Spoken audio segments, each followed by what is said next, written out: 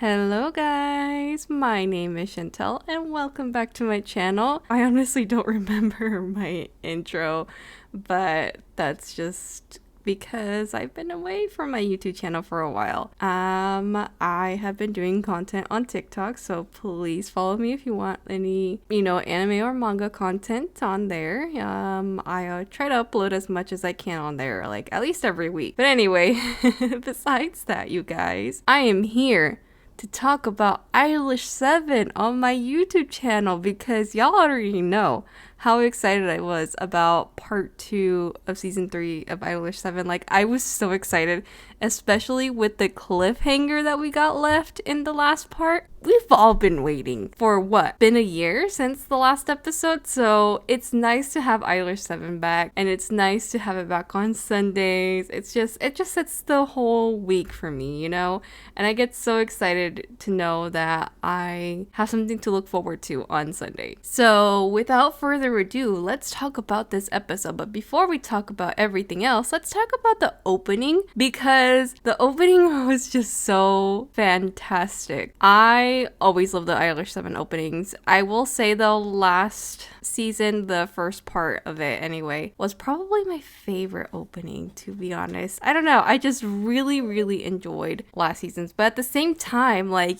I love Wonderlight. It's so good, like, it's just so fantastic, and I do love that we did get to see the opening. I believe it was like a week or two early before the anime aired for everybody, so it was honestly really nice to see the opening, and it really got me even more excited for the anime coming up. So yeah, one thing I will mention about the opening is when the boys are alone for a certain part in the OP, I actually thought it was interesting because I feel like there's some significance there. I don't really know the whole significance towards it, because I feel like that's just, I'll probably, get it, because this is Idolish7. They always like to throw in like some type of foreshadowing or meaning behind every little thing. Like, every detail that they put in has meaning. That is something that I have learned as I've been covering these episodes. So the one that really caught my attention though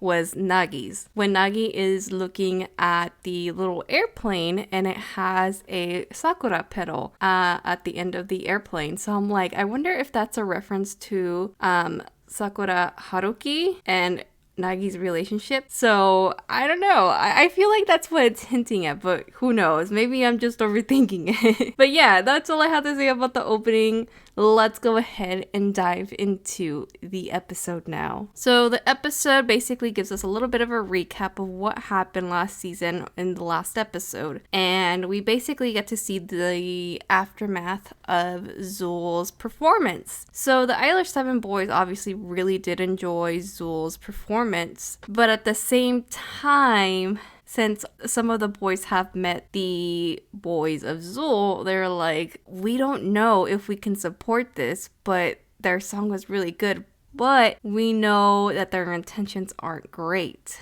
So they can kind of figure out already that, this was definitely planned, timing wise with Trigger's downfall and everything. And, like I said, the boys are discussing each of the members of Zool with, Tamaki and Iori with Haruka. Then we have Minami with Yamato. And then we also have Toma and Riku, which I really like when Riku did say, because all the other boys had something not so great to say about the other members, but Riku was like, he seems like a good guy, and he also told me that he would never sing earnestly. So you can tell that Riku is also kind of concerned for Toma, and I'm pretty sure this is gonna play something big, like, we're gonna see more interactions between Toma and Riku, and I have a feeling that Riku is gonna be able to change Toma somehow, just because out of all the members of Zool, I really do feel like Toma will be more like the voice of reason, if that makes sense. I don't know if that makes any sense, but I just feel like if anyone is gonna get to Zool, it's definitely gonna be Riku, and it's gonna be with Toma. Because like Riku said, Toma seems like a really nice guy. I just have a feeling that he was just done dirty by the industry. Who knows what that happened? I'm sure I'll find out later. And I can't wait to see the backstory for each of the boys of Zool, because I have a feeling it's going to be really interesting and how it plays into everything that's going on right now and why they want to destroy Trigger, Idolish7, and Rivalry and be at the top and stuff, you know? So I'm really excited, especially because with, you know, Haruka and Ten as well, which we'll discuss later, I promise. But yeah, so I'm excited, honestly, to get to know the boys of Zool. Anywho, you guys, so after this, we actually get some news from Tsumugi, and she says it's good news, but you can obviously see from her actions and her face that it's not the right time to be announcing this. And of course, when she announced it, that it's because Idolish7 has surpassed the views of Trigger when it came to their lovely night show, and they were airing at the same time. But the only reason that's doing any good and why they're doing even better than Trigger is because of all the bad publicity that Trigger is getting at the moment. And obviously the boys are not happy with this. They feel completely terrible because, you know, while they're being beat down, they're getting like this achievement, but at the same time it doesn't feel like they've earned it or won it, you know, which makes, again, sense because they're already kicked to the curb and it's like this doesn't feel right, you know. And Tsumugi clearly sees that the boys are very lost in this situation, and she can clearly see that the boys want to do something for Trigger, but they don't know what. They're just at a loss what to do, what to say to them. So Tsumugi, being the sweetest manager that she is, she tells them, you know, they're still the same people you guys know and love and respect as rivals. So just treat them as you always will. Be there for them as much as you can, and just like she said, treat them as always. That's the best thing that you can do right now. Which of course this motivates the boys and cheers them up a little bit, and decide to support Zool and decide to support Trigger as much as they can at the moment, especially during these hard times for them. So yeah, so it's really nice to see, you know, Idolish7 give back to a group that has done so much for them, obviously. So it's really nice to see all the support for Trigger while they're going through this crazy, crazy time. And speaking of Trigger, while all this is happening, Papa Yatome gets himself into a little bit of a scandal, which he knew immediately when Sumire called and told him to meet her alone at the hotel. We know how Sumire is, and we already seen why she does the things that she's doing. It's because of Torao. It's clear to see that she's willing to do anything for him as long as she gets to be in a relationship with him or whatever. And it just feels icky to me seeing her, even with him, like, manipulating her feelings is also not right. But, like, you know, but she's also in this, which also doesn't make it right. So it just... you know, it just, you can't help but not like these characters, but the drama is so good, you guys. So we'll see how she ends up redeeming herself. I'm sure she'll redeem herself later, but I really hope that Sumire feels real guilty for everything that she's doing towards Trigger, because these poor boys are suffering because of this woman. I do like that, like I said earlier, Papa Yatome knew that this was a trap, and it was obvious to him, and he wasn't gonna go, but freaking Sumire plays the unalive card. She said, no, I can't take this anymore, that she was just gonna, you know, off herself. And of course, Papa Yatome is like, okay, that is something really serious, and that's just not worth risking anyone's life. So I do respect him for taking that seriously, even though he knew it was gonna be a trap. But like I said, Sumire is playing freaking dirty, and I knew she was playing dirty, man. It just frustrated me even more knowing that she was using this card, and it's like, are you freaking kidding me? Like, oh, like, it just made me so mad towards Sumire, because it's kind of like there's other people who do this and she's just playing around with that, and it just makes me even more mad, you know? It's just but she knows how to get under people's skin. She knows what to do in order to get her way, and it's just like it's so frustrating to see this whole thing turn out, and it's like, it's not their fault. Anyways, you guys, the next topic that I do want to talk about is Ten and Cujo. So we get to see this moment between Ten and Cujo. Ten finally asks Cujo what happened with Haruka, and we get to see Cujo just like talk about Haruka and how he was a failure and how he raised him to be the opposite of Ten and not care about fans, so, you know, Haruka wouldn't be swayed by any type of emotion or, you know, by the fans as well. Because Cujo felt that there's a possibility that the fans probably drove Zero away. And I guess the result that he was seeing with Haruka, he didn't like. So, you know, we saw now that he just tossed him aside like he was nothing. And that's not right. And I'm glad that Ten does call him out, and he was like, you've toyed with someone's life. Like, how could you do that? I'm really glad that he put him on the spot and told him, did you at least apologize? Like, this is just, I can't accept this. Like, this is not right.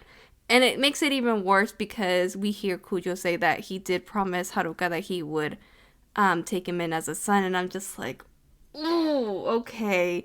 That just makes it even worse. So he promised Haruka a whole bunch of stuff. It's like no wonder Haruka feels this way towards Ten and Cujo and just the idol industry, because he's had the worst of it. And it's not fair. Does this excuse his actions? No, but I can understand where he's coming from and why he wants his revenge. And just the way that Cujo is talking about Haruka and the way he is just so distraught when Ten is like calling him out on this, it just makes me think of how unhealthy Cujo's obsession towards Zero was, and just how much help this man needs. Like, this man definitely needs help. He is not in the right mindset at all.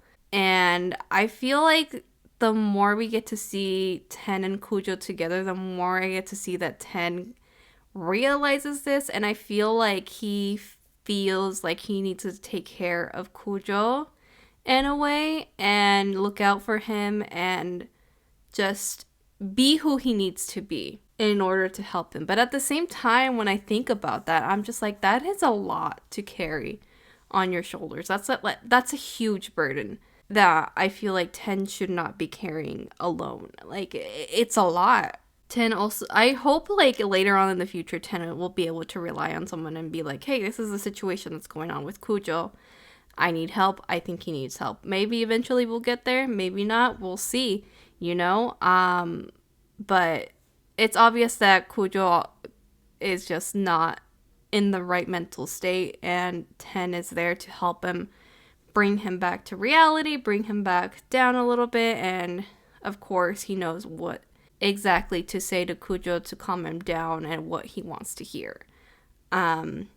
Which we saw that when he told Cujo, like, you don't need to make any more idols or take any more kids, just have me, I'm all yours, use me at your disposal. Which it kind of makes me sad, you know, at the same time, like, hearing Ten talk like this. But he's willing to sacrifice himself so that there's no more people that end up like Haruka. Which, again, it's sad.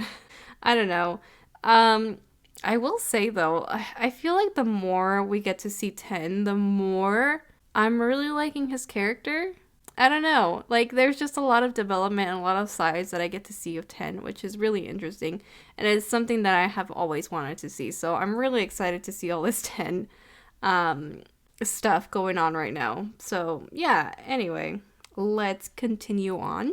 So, we basically see everyone is gossiping about Trigger and what happened with Papayatome and just basically people speculating, and it just does not look good for Trigger. And I really do like that Trigger's manager is like, you know what, just ignore it, keep your hell, hold your heads high. You guys know who you are, just don't let it bug you. And at the same time, it's kind of like, it's kind of hard to not let all these things get to them. And we do get to see the boys arguing. Gaku is yelling at Ryu because he's being too nice about the whole situation, and it's the whole reason why they're in this mess. But Ryu, being the sweetheart that he is, he's like, we wouldn't be any better than anyone else if we treat them wrong. And it's just like, I see both sides, when they're arguing, and it makes this whole situation even harder because it's kind of like there really isn't no right or wrong answer. There's just bad people out there and bad people in the industry and people who will take advantage of you and take advantage of your kindness. And that's just how it is. And of course, our boys are feeling more lost than ever. But 10 tells the boys, like, hey, I know things are rough, we're lost and everything, but the one thing I'm sure of that we need to do right now is we need to reassure our fans, because I'm sure they're feeling just as lost as we are, and we need to reassure them and let them know, like, hey, we're still here, we are still Trigger, believe in us.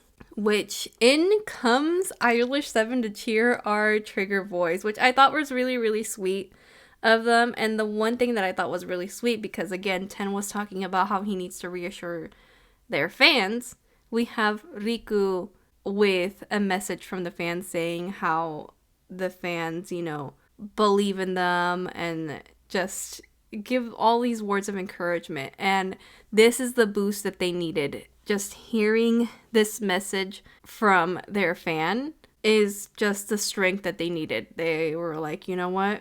They're right. Let's just do this. Our fans know who we are. And I really love that, because it just, like, the power of their fans really does give them the energy and, the strength to keep on pushing forward, which is really sweet. But this is very much short-lived, because we get to see that Mr. Shimoka is actually acting a little strange. And I already knew where this was going. I was like, oh God, please tell me he's not gonna say something like bad about them during the show. Like, I was like, just seeing Shimoka be really nervous, and you can tell like he doesn't want to do it, but it looks like he's being pushed into a corner in order to do this. And it's just like, because we all know Mr. Shimoka is a really sweet guy. He's really nice. We saw how he was there for Mitsuki as well, and that's what makes this even harder to see when it happens, and just so unbelievable when it happens, And the thing that happens is that he ends up asking Gaku where he gets his popularity from, if he gets it from his dad with the ladies. And the way everyone goes quiet, like the whole audio in Idolish7 is so great, like the timing of it and everything.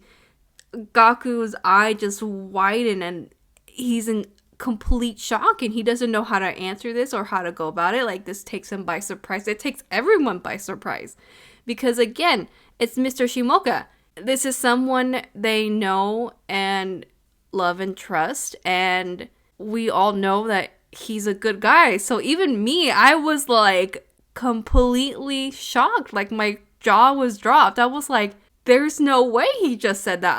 I was just, again, in shock.